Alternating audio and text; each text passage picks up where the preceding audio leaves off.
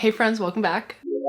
Today we're going to be chatting about the 8 books that I read in the month of September. General thoughts, star ratings, if I recommend them to you, let's go. So far this year I have read 3 of the Booker Prize nominees. No, I've read 4 of them.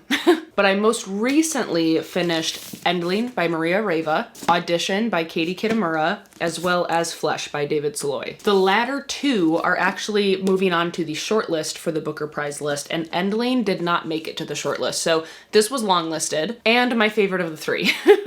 N.lui is surrounding a situation where our main character is a maverick scientist named Yeva. She is traveling in her mobile lab to try to help snails like not go extinct. Basically, she's traveling with an N.lui, which is like seemingly the last creature of a population. The snail's name is Lefty, and she's involved in these like romance tours for like male tourists who are traveling to Ukraine. She's using these dates and these situations with men to fund her research. She comes in contact with 2 of our other main characters, Sol and Nastya. They are on the hunt for their mother who went missing in these romance tours, and they want to kidnap a bunch of these bachelors and like prove the romance tour industry wrong. You know, their own sort of rebellion. And they do that. They kidnap a bunch of bachelors, but Yeva is also still trying to do her snail research. And it is a little bit wacky. It is very like real and heartfelt. Maria Reva actually brings in a lot of real world situation because as she was writing this book, that was when the war between Russia and Ukraine started happening. So there's a lot of like breaking the fourth wall. It's very interestingly written and ultimately a very, very, very, very solid book. I'm surprised it didn't move on to the shortlist, honestly. I ended up giving it a 4, and I think that it is tied with my other favorite of the Booker Prize list. The other one would be Flashlight by Susan Choi that I've read. It's over there behind my chair. I'm not getting up. So I do recommend this one. I liked N.lui a lot. I also really did like Audition by Katie Kitamura. This is following a main character who is an actress in a play struggling with the part that she's given. There is a part 1 and part 2 to the play that she's in, and also a part 1 and part 2 to the book that we're reading. So the idea between this really short novel is one of the many ideas, because this is a book that like, if you read it and you're confused, you're supposed to be confused. I think that you're supposed to theorize, and anything that you can come up with is probably could be right. And my working theory is that this book is super meta, and we are possibly reading the play that she is struggling with, that, you know, this is it. It is very strange. It's very trippy, very, you know, one of those books. But she is meeting with this young man. We don't know who this young man is to her. We don't know who she is to him.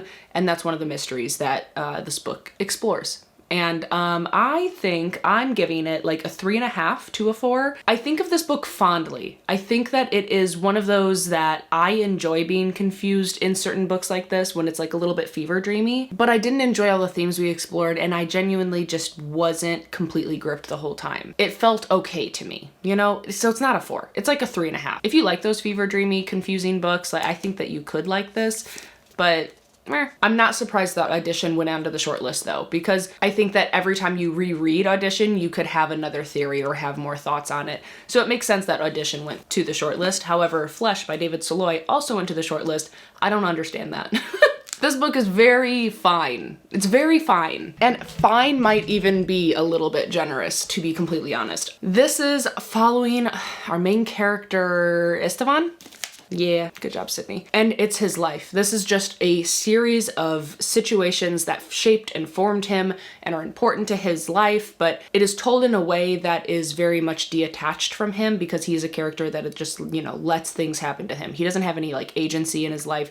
Things are decided for him, and he's just sort of like going through the motions, it seems like, a lot of the time. But it starts off very troubling, it continues, and it just is one note the whole time. I read it, I listened to it in one day, and it's just fine. It's just fine. He is a very frustrating main character to be following for this long because of his lack of agency. I do understand that maybe that's the thing that David Saloy was trying to do, was tell a story about someone's life that is this type of person. And you know, that's fine.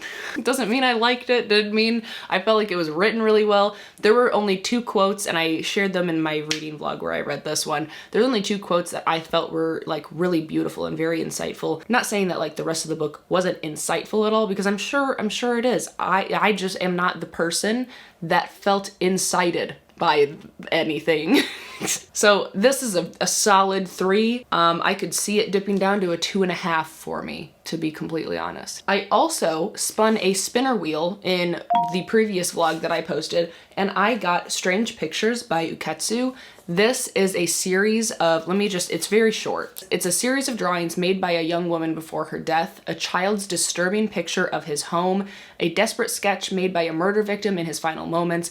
Each contains a chilling warning. Each reveals a terrible secret hidden in plain sight. Can you find the clues in these strange pictures and uncover the sinister truth that connects them all? This was good. I was glued to the page, very exciting, very disturbing and eerie at some times, but also at the same exact time I say all that, this is a mystery that is very much spoon-fed to you. You do not have to use any brain cells to figure out this mystery because it is told to you throughout the whole thing. You don't have to put any work into it. So the lazy mystery reader in me loved that. I loved not having to think. However, it was done to a point where that meant that since I didn't have to try at all, I wasn't given that aha moment or any sort of satisfaction by the end of the book. I still liked it. It's a 3.5 for me, and a very fond 3.5 because my experience was good, but I just think that it could have been a little bit more obscured. I felt like the first half of the book was a 4, maybe 4.5 star. Then the second half of the book just got a little bit overly spoon-fed to the reader and not complicated enough in any way, shape, or form. It just felt very simple, which that's not a bad thing, but I don't know, I just wanted it to be even more horror-y and even more eerie. And by the end, I just felt a little bit let down by it. However, again, I think of this fondly, and I do recommend this one. My favorite book of the month was actually Gifted and Talented by Olivia Blake, which was a surprising one for me. I went on a little bit of a roller coaster reading this book because the first 50 to 75 pages I loved. I was like, oh, this could be 5 stars. Then the next 150 pages or so, I was like, I might DNF this.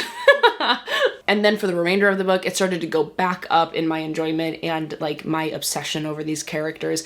I think that this book was a little bit too long. I think that the pacing kind of suffered in this story, but ultimately every single thing that we got, I understood by the end, and I felt like it was all worth it. I love this book. I really do. It's following 3 siblings whose father just died, and he is a big guy in the biotech industry. So he is going to be leaving his company to one of his 3 children, and all of the 3 children have so much trauma and specific things that are wrong with them. And so at this core, this book is just a family drama, right? It's just drama and gossip, and there is a little bit of magic woven in. So I went in expecting more fantasy, more magic than what we actually got. So if you go in expecting a longer book that takes place only over the course of a week or so, give or take, I think that you could be set up for success. Just don't expect a bunch of magic. I don't know, this is I hate to love it sort of thing because it is a little bit overwritten, but not in a horrible way. You know what I mean? I don't know, I really liked it. And there were beautiful random little bits of insight that Olivia Blake would give these characters. And I just think that it was really good. These 3 books were then in a reading blog where I was reading books that I almost unhauled to see if I should have just unhauled them or if I was right in giving them a chance. And I was unpleasantly surprised by the results. I read A Dark and Hollow Star by Ashley Shuttleworth, and this ended up being a 2-star read. It had so much going for it. This is a YA urban fantasy that involves some fairies and gods and creatures and that sort of vibe. It's not a bad book. I still recommend this for young readers, but for me and who I am as a reader, it just read overwhelmingly annoying and young. And there's a conversation to have about me who is not in the YA age group anymore and is still reading YA and then is thus giving it a 2-star rating because I am not the target audience. That is absolutely a conversation that we could have, and that is so valid. But that's also why I'm sitting here telling you that I do still recommend this book to young readers. I think that it's really good. It's interesting. It is pitched as The Cruel Prince meets City of Bones, and it is absolutely that. 100% I can see that comparison, and I think that it's a very solid one. I just could not stand to be in 2 of our main characters' minds for another moment. I just felt like I was gonna lose it, to be completely honest. It felt like as the book went on, they just read younger and younger and younger, and I was so done. So moral of the story for this one is if we have similar tastes, skip this one for sure. But if you have a younger reader, a YA reader in your life that like really loves fantasy, let them try it. I think this is a good read for a younger audience, or if you love YA fantasy. Like I still can love YA fantasy, but it has to be like the perfect storm. And I typically don't really love urban fantasy, you know? So like this was set up for me to not love it, and I didn't.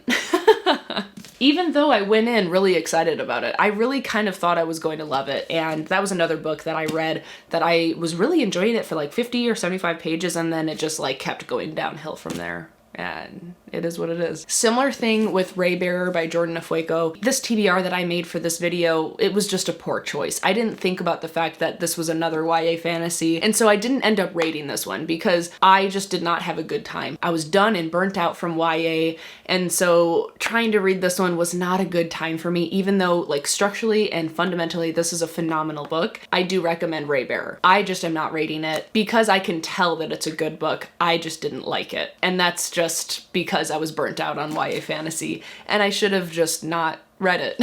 The final one of that video was actually the most surprising, and it was Tales from the Cafe by Toshikazu Kawaguchi.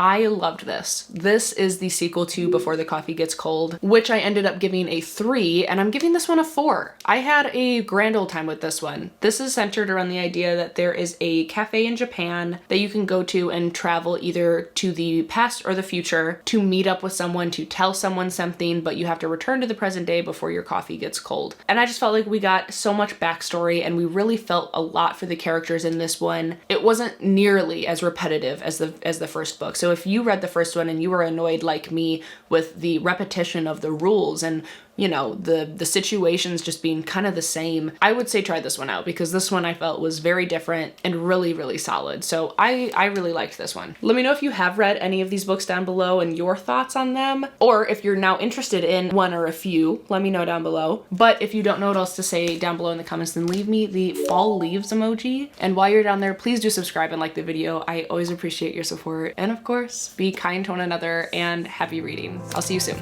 Bye.